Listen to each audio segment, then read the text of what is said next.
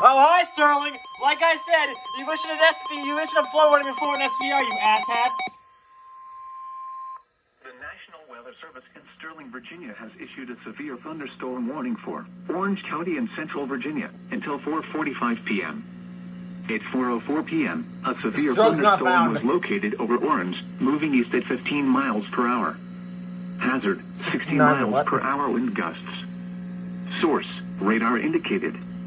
Impact, damaging winds will cause some trees and large branches to fall. This could injure those outdoors, as well as damage homes and vehicles. Roadways may become blocked by downed trees.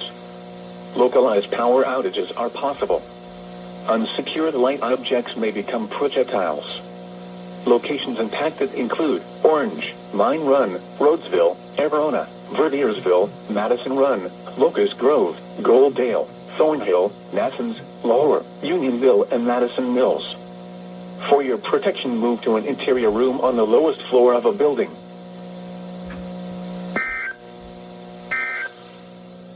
Good one, Sterling.